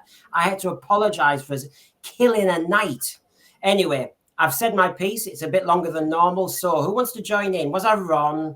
Should No. No, but also what you express is authentic, and people like authenticity. And you are authentic, and you have the right. And for those who love the Timeless Children and it means something to you, God bless you. Because again, everything means something different to everybody. And if you love it, what we say will never take your love away. And that's the way it should be. But we also have the right to say we don't like it. Because again, both sides have a right to voice. And so your feelings is authentic, and so you have the right to express your assessment of the Timeless Children. And it is a very problematic episode because it seems to be kind of condoning child abuse. I know. It's disturbing, but it's not. The way it's being filmed. There's issues there. Can I just say, because I really want to go back in a few minutes back to Noel's authentic response at the time. But before we do that, and I'm trying to always be fair, can the panel see what Chris Chibnall was trying to do in any shape or form? You know, the people like. I mean, I'm not sure. I told you what he was trying to do. He was trying to give himself a legacy. He was this was the work of a bad writer. It's someone who had achieved nothing, virtually nothing. What, for example, let's take it back to the start of Chibnall. According to him, the whole deal about taking on the showrunnership of Doctor Who was that he was allowed to cast a female Doctor. Okay, so he did that. Who did he choose? He chose Jodie Whittaker, somebody he'd worked with in Broadchurch for 3 seasons. Yeah. Did she fit? Did she have that? We didn't hear any of the stuff we've heard about previous Doctors. Walked in and wowed them, displayed eccentricity, displayed, a certain charm, wit, whatever. No, he went. I've always had the impression that she was second or even third choice. I'm sure he wanted Olivia Colman, who he'd worked with as well, but she probably wouldn't have touched it. So he had the female Doctor thing. He then had his place in Doctor Who history. For right or for wrong, he cast the female Doctor. But then, of course, he started to write the episodes, and the episodes themselves were just garbage. He proved himself to be a hack, a writer without any sense, shape, or form to his writing. He complimented himself on being a first draft writer at times. Well, any writer worth of salt knows that first draft is never final draft, never, ever, ever. So as the ratings began to slump, as fan approval started to go down, he had to find legacy. He had to do something.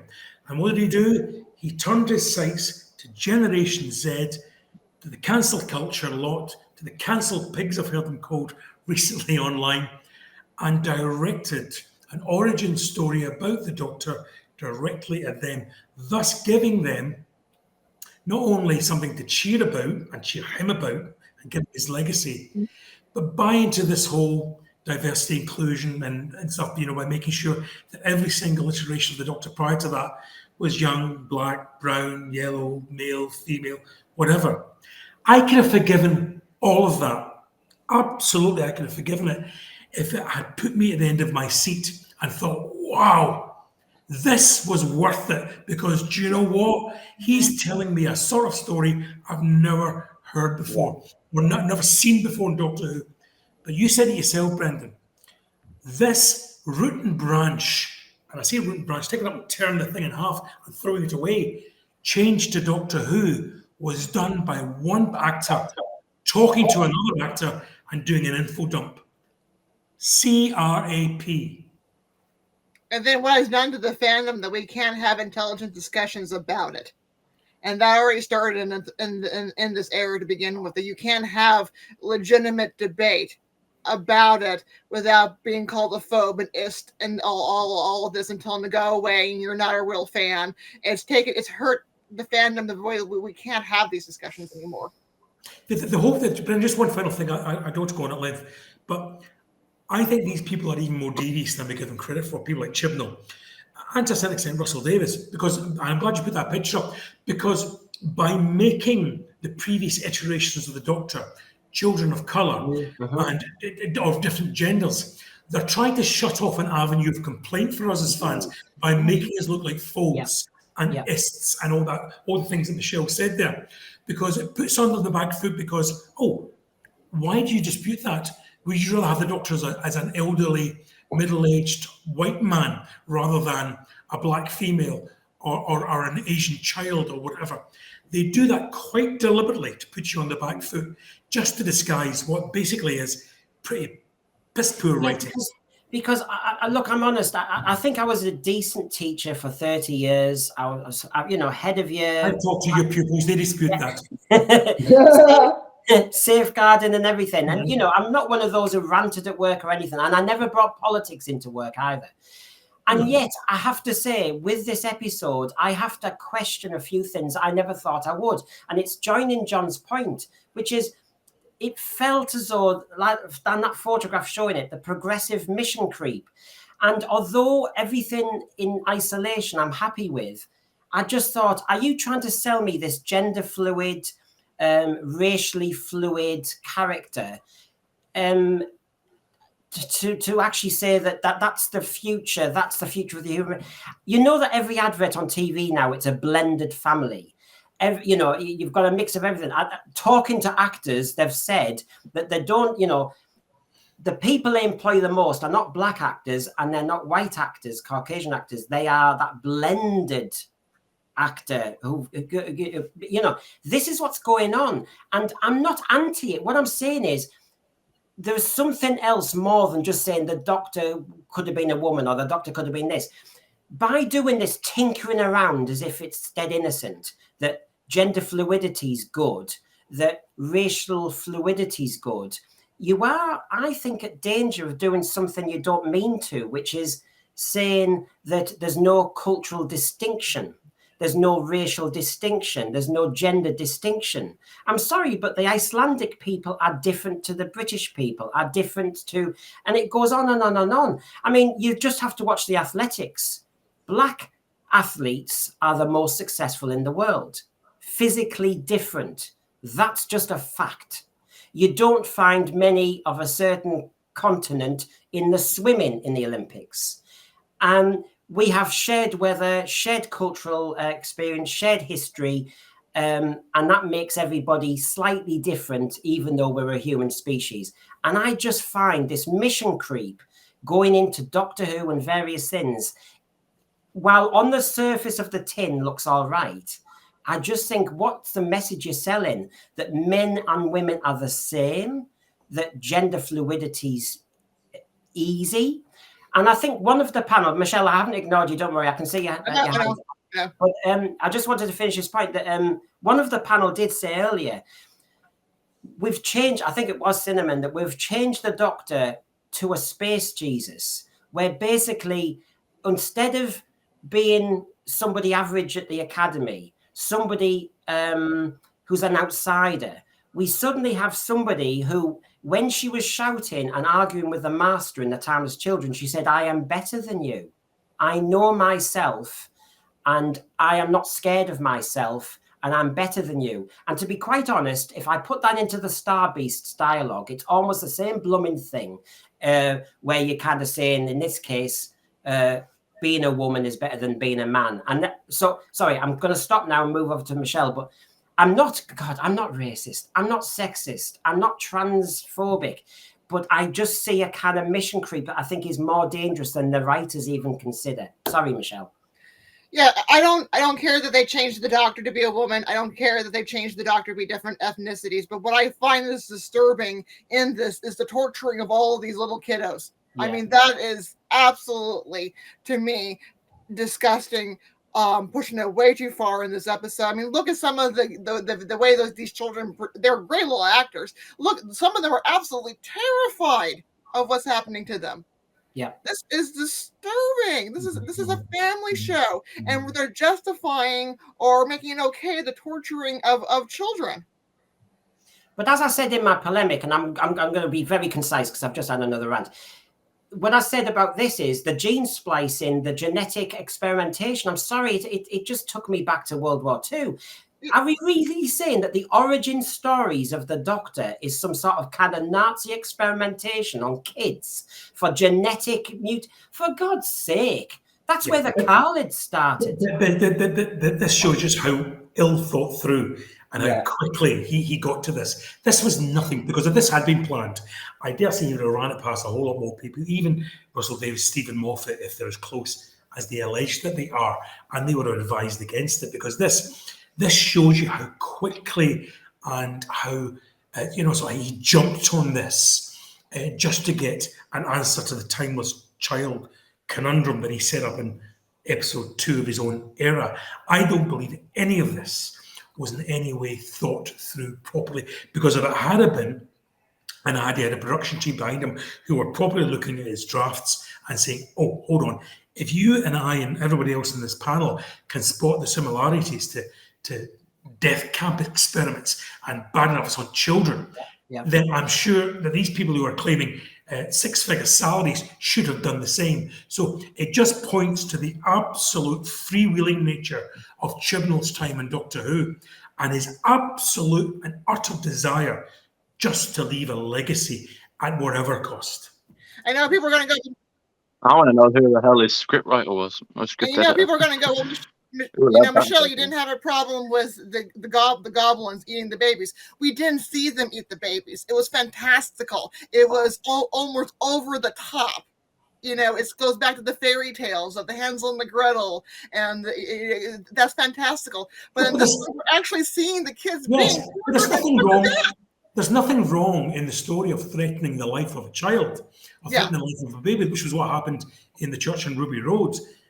That's what happened. But these children were experimented on by this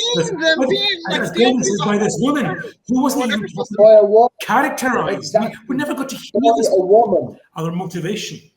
Go on, Noel. But by a woman, John, you're absolutely right. By a woman. Mothers out there, we have all of this feminist agenda. Look, that was a clear thing. By their adopted mother. Being murdered by their adopted mother. But remember, we're talking about torture. The child was kidnapped first because she found the child. She brought the child back to Gallifrey and then experimented on the child and murdered that child multiple times, doing horrible experiments. Because remember, Tectoyun wouldn't have known either way whether the first experiment would have failed or not. So she, you know what I mean? So she still went through with it. And this was supposed to be a woman, remember, that was looking after this child after she found the child. Then the child has an accident and then it turns her into a pure evil, bad German all of a sudden. The 1930s, doing experiments on people and stuff like that. Like, it was just like her motherhood just went out the window straight away and the evil scientist kicked in. None of this. John is right? Chibs doesn't give a crap about art, and the only thing he gave a crap about was leaving his mark, his legacy on Doctor Who, and he hasn't, because no matter, even till the day he is not, whenever he is, when he's no longer here, when we're no longer here, people that are if this show is still around, people for decades will be talking about Chris Chibnall's Timeless Children. So his legacy is secure, as John would put it. It's there, so it's secure. We're still talking about it Can I just now. and can I just I mean so his legacy is secure. The thread is completely, they've just asked the question that, do you agree with Noel, and press 1, and they're all agreeing with you, Noel, so you're doing well on this one. And you're not on your own. You know you're not on your own on this, because, you know, having looked at it, now, Michelle, I know you're going to come in, but before my old brain forgets the link from what Noel was also saying about, you know, sometimes these writers, they try and pretend to be progressive, but in trying to be progressive, they crap all over things. There was a scene in the episode where Graham sat down with Yaz and they had this chat. And Graham said, "You're an impressive young woman, always fighting, nothing throws you. You are the best person. You've got no time machine or sonic, so you're better than the Doctor. You're never afraid or beaten. You're doing your family proud." And Yaz says, "You're not such a bad human yourself." And then he goes, "Is that it?" And then she says, "Well, in Yorkshire, that's a love letter." And when you think of the Graham moment with the Doctor, when he said he had cancer and she didn't know what to say, these progressive writers had 2 female characters, Yaz and the Doctor, emotionally stunted in how they could talk to a man who was being very, very open. Add that to It's very concerning, because I see that as, imagine if that was the other way around. Imagine if it was Ryan. Imagine if it was Ryan who had cancer, or if it was Yaz. Would she have been so cold then? Because it seems to me there's the constant sort of jokey, oh, let's just joke on the white guy. You see it all the time, even in Flux. Or, you know, you see Yaz rappel down from the rope perfectly, and you see, I think, Carvanista rappels down from the rope perfectly. Oh, and Dan's the one that falls down because he can't do it. Oh, the silly old white man who is the brunt of the jokes. I had to watch Legends of the Sea Devils, and they made the John Bishop character, Yaz dressed him up as a pirate and was taking the mick. This is women objectifying men, maltreating men. So you had the Doctor and Yaz, who didn't know how to talk to a man when they were being open. And added to Noel's point, Tecteun should have not, she shouldn't have kidnapped the child. I mean, that child was lost. What do you do when you find a child who's lost? Take them away. You try to put in authority to find out where this child came from and try to get the child back to its parents. That's what any responsible person would do, except if you're Christian. When we watched it, we thought that she was advocated for abuse there on children, and I said it at the time, and I received death threats off all of these lefty loonies. Right? That's what he did. He highlighted child abuse, and he has all lapped it up, and he has thought it was great. Right? It wasn't great. It was disgusting. The Timeless Child, the whole thing is disgusting. It's not just the writing, it's what happened in it. It's disgusting. It goes against everything that we believe Doctor Who to be. Right? There's no way that, the Doctor is not that character. The Doctor is not a Doctor that he's trying to make out. The Doctor was born on Gallifrey and left Gallifrey because they were bored. Right? Whatever. If you believe what Moffat did in his era, you know, with obviously he brought back David Bradley to play the First Doctor, and twice upon a time he answers that. He says he wanted a question to be answered and all of this and blah blah blah blah. But he did no. He was born on Gallifrey. Leave it at that. You don't need to expand on it. I mean, if you want to do more into Time Lord society and culture, then why didn't you go down that route? You didn't have to take the central character. See, this is the difference between Doctor Who and other franchises out there. Star Wars, Star Trek can recover from stuff like this because they have different spin-offs and different franchises. Doctor Who is different, right? It's got a central character, and we've known this central character one way for over 55, whatever it is, years, right? And now we're told, it's all lies. This is not the character. This is what the character is now, what John is putting up on screen. That is your Doctor. An abused kid, messed up kid, right? That's what Chibs was trying to tell. No, I don't accept this. I never will. And the fact that RTD has already incorporated it and mentioned it actually frightens me. It really does, because People are saying you can fix this. You can't fix this. This can't be fixed, right? From the very beginning, what we wanted from RTD was quite simple. Just ignore it. Like you did with the move, just ignore it, just leave it there, right? That you don't even have to acknowledge it. Just move on and do your own thing. But he's decided, even if it's a tiny little shred of it, he's decided to acknowledge it and to acknowledge flux as well. Okay? So I don't see this. Seriously, there's got to be. I think he's going to try.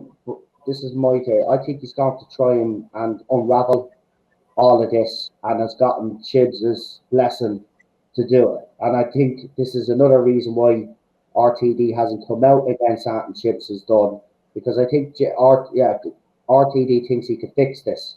You can't fix this, right? The only way you can fix this is if you wipe it from existence, right? It's the only thing that fans will accept now. You cannot keep this around. The Doctor is either born on Gallifrey or that's it. It's game over, right? That's where he lives. That's his home, right? You change that, fans are not going to accept it. That's the central character you're messing around with. All the other things that we spoke about added to canon. Some didn't do it too well. Some did, okay? But he added to canon. This doesn't add to canon. This destroys canon. It destroys the origins of the Doctor. Plain and simple. The central character of this show, Doctor Who, right? So why call it Doctor Who? Right? People are saying, oh, but there's still mystery because we don't know where the timeless child came from originally when Tectoyun found the child, kidnapped the child, I should say. Sorry, not found the kid, kidnapped the child, right? Any responsible adult would have found the child's parents or brought the child to someone that'd be able to fight. But no, she takes it back to the home planet and does all that to the child. And yet people are trying to tell me that that's what I have to accept the Doctor as the central character that I grew up to love all my life, no matter what actor has played the role, right? They've brought their own unique take to the role, but I've loved every single one. The only one that I've never liked of is, well, two, Colin Baker and Jodie Whittaker. Can't stand them. Two of them. Never liked Colin Baker anyway. Still don't. Never will. And the fact that he jumped on board on all of this as well just kind of showed me anyway, you know, what kind of person he was anyway. He's a big mad fella.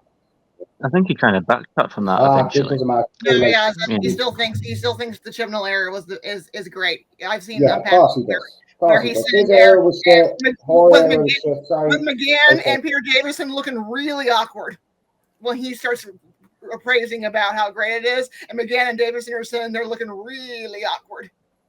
Yeah, it wasn't great. It was rubbish. It was rubbish. She was rubbish in the role. Chibs was a hack, right? That's the bottom line, right? And by the way, just another thing John mentioned actually about, you know, the quality of the writing. When this actually all started to go wrong, Chibs then start coming out with the excuses. Oh, well, I have a writing team I have to keep an eye on. Well, why didn't you get the best in class in then, and you wouldn't have to keep an eye on them? You give them your idea. You tell them you want to create a script, but it has to incorporate your idea into, go ahead, walk away, right? But you brought in people, activist writers. That's what you brought in, and that's what RTD is bringing in. Every writer that he's brought in, go and look at it, right? Every writer he's brought into the show so far is an activist, right? So we know where this is going. It's the Doctor Who has lost its sci-fi roots, right? It's done as sci-fi. It's going to be, this was Doctor Who for the next generation, as Piers Wenger put it. That's exactly what this is going to be. We've already been told that it's going to be more fantasy, right? It's a sci-fi show, but if you're going to go down the fantasy route, you want to go down the Star Wars route with this, Buffy the Vampire Slayer route. Remember, RTD is a big Buffy fan, right? Buffy the fan.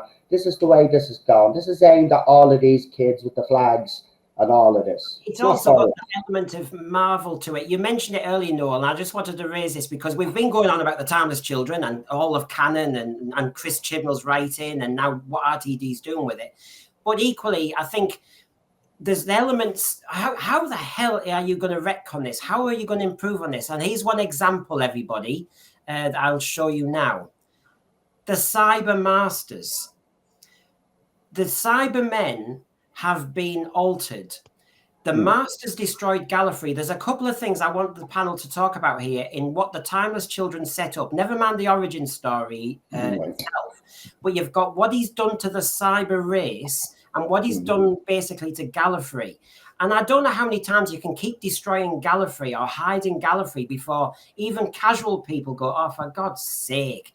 You know, you keep overusing something. It's lost again, it's found again. It's lost again, it's found again. Keep doing that, and that's Chibnall in a nutshell. Nothing's original with him. Everything's copied, everything's mimicked, everything's ripped off, and even anything that is remotely, even somewhat original, it'll still have links to something that was taken. And goodness me, I mean. The thing about the Cyber Lords wasn't my biggest issue with it. There was far bigger issues, bigger pressing issues going on than the Cyber Lords. They weren't terrible, but like they need to go back to what they were, just normal Cybermen. But they were terrible, you know, because Chibnall then changed the whole thing that we knew about Cybermen. So they needed living human tissue, right? But now Chibs was thrown as this. Oh no, you can use dead people now, regenerate. You know what I mean? It's absolute. The premise there was. Look, at the one thing I will say is I think he brought a bit of menace back to the Cybermen. There are a few good things that he did do. It's not all negative. I mean, the Cybermen, his redesign. I like that new redesign. I didn't like the Cyber Lords design. But I did like this Cyberman's design, and again, like the Daleks as well. I thought he brought a bit of menace back to them. But it was just he done all the other stuff, you know. I mean, the Cyber Lords make no sense. The Fugitive Doctor makes no sense, and we haven't even touched on the Fugitive Doctor. And I mean, the fact that Joe Martin upstaged Jodie Whittaker in 5 minutes that she was on screen as well tells you everything that you need to know there about the casting of Jodie Whittaker. Look at John, I think, mentioned it. You know, the simple fact of the matter is that Chibnall cast all his mates, and John is absolutely spot on. His original choice for the female role was Olivia Colman. But I'm pretty sure she would have took one look at something that he had written and said, oh, no, I know. Why would she ruin her legacy? You know, and she's such, let's be honest, she has a better CV than Jodie Whittaker. See, that's the thing. For a female doctor to work for me, you needed to be bringing in someone like an Olivia Colman or Helena Bonham Carter, whose name's being mentioned. They're the caliber of actress you need to be bringing in if you're going to do a female doctor. See, the thing about it is, with a male doctor, you could bring in an unknown because you've had all of those years, those decades behind a male doctor. First time you do a female doctor, you have to go all guns blazing. You have to go out and get best in class. And he just didn't do that. He hired all his mates, basically. It was a mess from start to finish, his era. Listen, the Timeless Child is the most divisive episode because of obviously all the different elements in it. But let's be honest, the show was already on the downward spiral before we even got to this, and that was the final nail in the coffin. No, the point about the Timeless Children as an episode is it really started to divide fandom, and it really did start to get. It was done on purpose. That's exactly what was designed to do. The whole point of the Chibnall era was to divide the fans, and this will be RTD's goal as well. He's trying to get the Disney fans now, those Star Wars Disney fans. That's who he's trying to attract to the show. The likes of me, you, John, Michelle, everybody that's here that actually wants to see decent sci-fi cinema as well. Like, we're not going to get that, guys. We're just not going to get that under. If people believe that Disney are actually going to, and Bad Wolf Studios and RTD are going to do the right thing for Doctor Who, you just have to look at what he's produced so far. Look at his excuses for taking Davros out of his self-sustained wheelchair. Well, it's not even a wheelchair. It's a self-sustaining chair that happens to have wheels. But he had to mention wheelchair. But look at these excuses that he came out for changing that. Look, this is... Oh, thanks for me blood orange. Thank you, look. That's where we're heading, guys. You know, and look, as I said to people as well, if you did like the Christmas special, fair play. I mean, I liked certain stuff that went on. I mean, I think Shooty, you know, I'm not worried about Shooty, but I think he's got to play the Doctor camp because that's the way it's going to be ordered to be played. But it already seems that there's problems behind the scenes with the rumours of Millie Gibson has already been replaced. You know, so I mean, it's not. Look, it's not cold. It's not. It doesn't hold. But it's a fact, isn't it? Isn't it? I mean, we've seen that. You know, the new Is companion already it actually filming. been confirmed now? Yeah. She's been filming yesterday. Not confirmed officially, but it's pretty much, you Well, know, it's all the but Mirror confirmed. I mean, reports, I do say take that with 80 to 90% accurate, because the people in the Mirror, especially the journalists that do Doctor Who, let me just say they are in the know. So if they say something is happening behind the scenes, something is happening behind the scenes. But again, why is Millie? Listen, I'm not a big fan of her, right? But I do think she has some chemistry with Shooty. Well, here's the question I would ask. Why is she being replaced if she is being replaced? I mean, that's ridiculous to me. It seems like saying with the costume, Cinnamon brought this up. We have our own little chat on X. They seem to be changing Shooty's costume quite a lot as well. He doesn't have a settled costume. It looks like that this era particularly, he's going to be gone as well, I reckon. By the way, we've only heard about Millie heading off, but I'm pretty sure Shooty is going to shoot off after the second season. I don't think he's staying for a third season. And this is a problem that I have. Are we ever going to get a settled Doctor? Are we ever going to get the 3-4 year Doctor again, maybe 5-year Doctor? Or are we going to be constantly changing Doctors? Because let's be honest, when they constantly change stuff, we get bored as Doctor Who fans, though. We don't like that change all the time. It falls into the trap. Constant change has never been a good thing. Like they say, oh, show's all about change. Show's all about it's a show that has change in it, but it's not all about change. And even then, it's not a good thing. No one ever said change is a good leaving thing. isn't so much a big deal. They changed companions, especially in the new era, almost every season. The question is why haven't BBC come out or RTD come out doing the big announcement of the new companion? And we have all these rumors running around of her because being it wasn't supposed to come out. Not her contract ended, and we're writing her a new one. They're calling her that she's dumped, and dumped implies fired. Listen, she was branded a diva in 2023, the media, but it went under the radar. The only people that were actually talking about it were the J-bots, but I actually reported about it on my channel. She was branded a diva. Apparently, she didn't like the night shoots. She was getting very cranky and stuff like that, which is understandable. You've got to understand, Millie is a young woman as well, right? You know, she's a young actress, right? So she has friends, she has family, she still likes to go out and socialise and all of this. But when you work on a big show, see, I don't think she understood. You go from Coronation Street to Doctor Who, right? Coronation Street is iconic just as much as Doctor Who is, but the difference is Doctor Who is on a larger scale than Coronation Street. So I don't think she probably fully understood what it meant to be cast as a companion for Doctor Who, because there's a lot of work that goes into it. And I just don't think, and I'm going to say it, and it's going to sound controversial, but I'm going to say it, this generation especially, you know, they don't like putting the work in, and it just seems to me that it got a bit too much for her, and she's gone.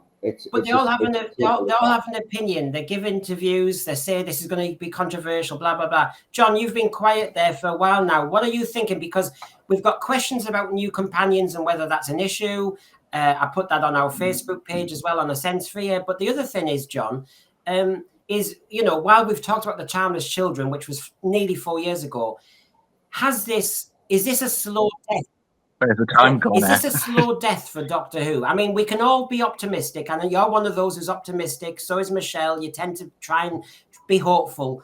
But this story, I think, has issues because it has set seeds for the doom of the Doctor Who program, hasn't it? Because there's too much. It's a death of a thousand. It's a death of a thousand is. cuts, isn't it? Like it's slow, Go on, drawn John. out. Sorry. The answer is I don't know. Doctor Who's too big to die completely. It really is. It's in the same league now as Sherlock Holmes and things like that. In that people who are running the show and running it into the ground at the minute may well kill it for now, but they won't kill it forever. The BBC tried for years during the programme's original run to kill this thing and never succeeded in doing so. They never knew what they had on their hands.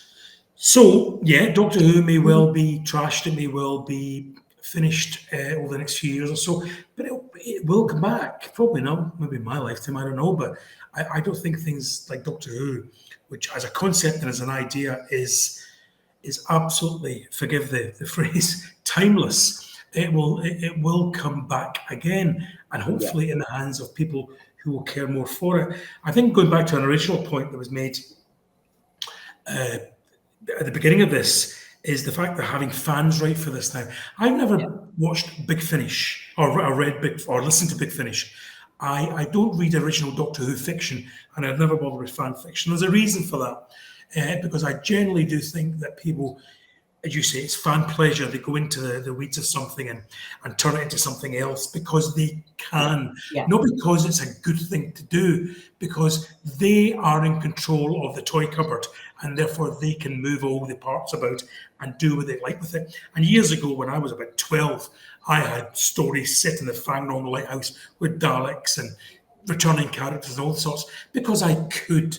And that's exactly what happens nowadays with these fans. Russell Davies, Chris Chibnall before him, and Stephen Moffat all made huge mistakes, and they made mistakes because they forgot that they are custodians. They did not create Doctor Who. No one person created Doctor Who. One of the reasons why Doctor Who is not like Star Trek, like I think a Gene Roddenberry figure over it, it was literally a success, one of the few successes made by a committee of people. And it was an amalgam of ideas, and an amalgam of ideas with no, if you like, creator has given this thing flexibility, absolute flexibility over the years. Now, when you have a showrunner, someone who does have that sort of control over it, the way that Chibnall had and Russell Davies has now, there is a tendency for their egos and their own selfishness as writers to come to the fore over the good of the programme. And I've made this point throughout this entire stream that we've been on here. A lot of the reasons why Doctor Who has suffered, in New Who especially, is down to the egos of whichever showrunner has been running it at the time. In this case, Doctor Who is a programme probably best made by a group of people. Best in the new, in Old Who, with a producer and a script editor, when they worked together and meshed together, and one could temper each other. The best example of that being either Barry Letts and Terence Dix, or Philip Hinchcliffe and Robert Holmes, both working well together, meshing together, each counteracting the excesses of the other. This system seems to allow excesses, and that particularly allows people like Chris Chibnall to submit first drafts. I'm not so sure that 101st draft submitted by Chibnall would be worth reading or viewing. And I know absolutely spot on with that. But we know Chib's history, because there is one point in RTD's original run. Do you remember the episode 42? Yes. Yeah. That was written by Chibs, but it was so badly written that apparently RTD had to go back and make changes to it. And it's still a pretty poor, you've seen the episode, it's still pretty poor. That's the one with Michelle Collins in it, where they're down toward the sun. Stephen Moffat had the same issue with the Silurian episodes in Matt Smith's first season, the Hungry Earthy, the same. Yeah. One wonders how they gave Chibnall any sort of gig, let alone the top gig, given his history within this programme. I agree with you. It was madness. When he was announced, I was like, are they for real? Are they actually trying to kill the show? Because his history on Doctor Who, just on Doctor Who, if you look at what he has written, if you look at that compared to what RTD has written and Stephen Moffat has written, can you say that he was the natural successor? No. I We see- still, that announcement still baffles me to this day. That whole thing and how it came about, Moffat coming out saying he got him drunk and told him he was taking over. I don't know if that was just Moffat being Moffat, but if that's the way it occurred and they actually brought him into a room, got him drunk, had a meal, whatever, and said, "Oh, you're taking over Doctor Who," after he basically, and remember, this is a man that had turned this show down before. He was given this opportunity to take Doctor Who after RTD was originally leaving, and he turned it down, and that's when Moffat stepped in. This is the great BBC working, sanctimonious and everything. Yet they give, as Peter Harrington says, big mates. Chibnall, Moffat, RTD. Really, it should have been out to tender. You can't just say a major program like Doctor Who, as it had become global, and suddenly you hand it to a mate. And yes, like Cinnamon says, I was going to say this name as well. I'm saying it now. Toby Whitehouse should have become showrunner. We've mentioned that Chris Chibnall didn't seem to have some kind of ringman or woman who would actually script edit and keep an eye on stuff. That he, like RTD now, is supposed to be the custodian and curating the Doctor Who, well, isn't. And then when you've got the amateur writer to Doctor Who or the amateur writer to sci-fi, that they can just focus on storytelling. And then, of course, as we've noticed, with the 3 specials, the message is there. And the message seems to be more important because it's levered in. It's forced in rather than just tell a good yarn, which leaves me feeling like that. That's how I feel when I think it was Garbage who said in the thread, he said he's only watched Timeless Children once. And I wanted to respond, just don't watch it again, because I was apologetic in our house for having to watch that again, because it got me in a bad mood. It got Jamie in a bad mood. I thought, it was just, it was unsettling. And I feel sorry for all the people behind the scenes in Doctor Who, the special effects, makeup, costumes, set designers, everything, because I have to say, they're knocking it out the park at the moment with Doctor Who. It's the writers who are not. And that's the disappointment. And it's the full reversal from 70s, 80s Doctor Who, isn't it? It's the full reversal. I go back and maybe argue that the showrunner shouldn't write for the show. They got too much to do to manage and curate a show. You never saw in the classic era the showrunners write an episode. J&T never wrote an episode of Doctor Who, and that probably was a good thing that he didn't do an episode. I think they have so much to do; they don't have time to write. And also, who is going to have the backbone to go to your boss and say, "Boss, this is awful." Yeah, I know. This isn't good, because they are the celebrity writer. They are the celebrity person. The old show, it tended to be the script editor who sort of ran the Eric Sables, the Terence Sticks, the Robert Holmes. They ran the way the program was going to go in terms of stories. Worked out with the producer, of course, but it was the script editor who conducted, if you like, the task of looking at episodes and restructuring them, sometimes a page 1 rewrite, as Terence Sticks would call it, and totally refixing that. What's wrong with the current system is that the showrunner is basically producer and script editor in one role, and they don't have anybody, and particularly someone like Chibnall and Russell Davis, particularly Chibnall, because he's no talent, needs this more so somebody above them to say, no, that's garbage, that's not good enough, you have to go away and do that again. And at the moment, there's nobody there to do that job. And that's what's wrong with the current storytelling process in Doctor Who. You've either got hacks like Chibnall getting away with murder, or you've got talented people like Russell Davis who still need people above them being able to say too much, too little, not enough, and needs more of this, needs less of that, and they still need that. He's fallen into the Stephen Moffat issue as well, which is he's overstretched. He's writing too many episodes. Yeah. And so you've got a showrunner at the moment, and I think Chris Chibnall fell into this. You're writing too many episodes. You're obviously developing spin-offs as well. And you've got nobody to put the brakes on when you overreach. And that concoction is so dangerous. The last 6 episodes, Well, it from is. Sea Devils to Church on Ruby Road, were all written by the showrunner. Yep. And then You he's see- done 2 series. Go on, Noel. Sorry. See, you leave him to someone said this years ago about RTD. You leave RTD to his own devices. He you know, he'll do almost he needs someone. He needs someone above him. Yeah.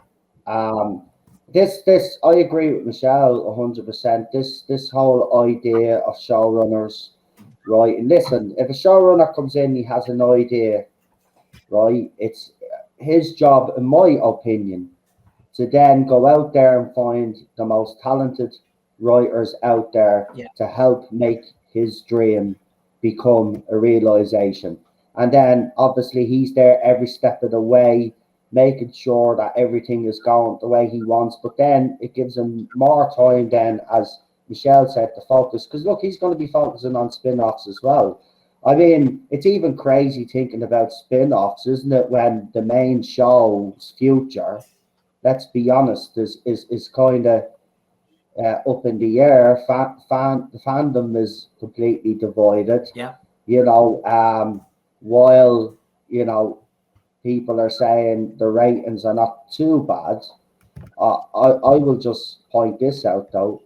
You bring back the most successful Doctor, the most popular Doctor, you bring back the most popular companion in Catch and Take, then you bring RTD back on top of that, right? You go back to a diamond logo, right? You try all of this spin to try wins fans over, and then you don't get the numbers that you're expected to get. Yeah.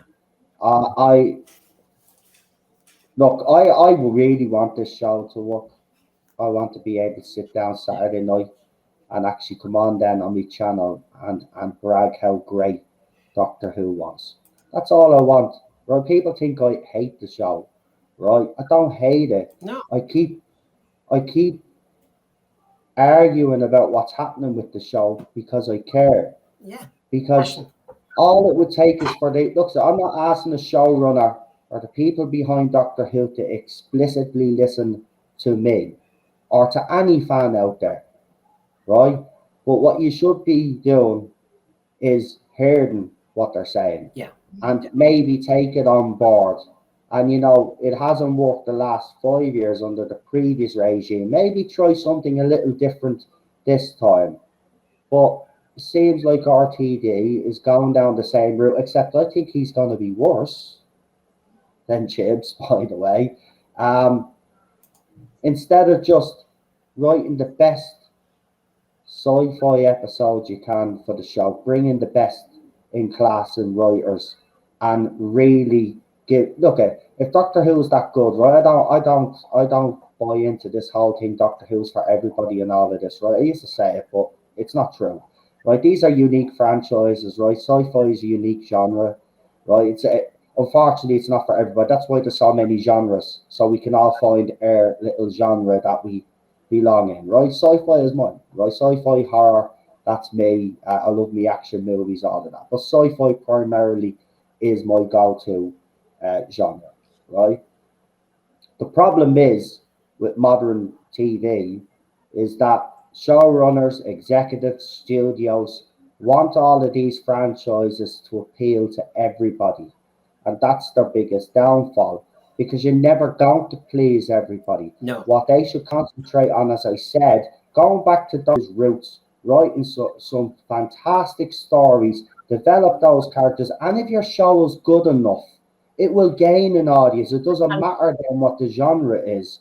If it's a good, well-written, well-acted, right, and word of mouth as well is very important. Fans like us, you know, screaming through the, oh, you should check out Doctor Who, it's great, blah, blah, blah. That all works. You'll get an audience, you know, but he's trying to manufacture an audience. That's what I would say.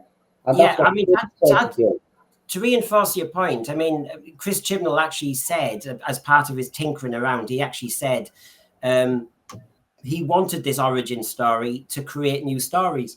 But that's lazy. That's absolutely lazy. You can do it a different way. If you can't do good sci-fi without doing origin stories and changing everything again, you can't do sci-fi. It's as simple as that.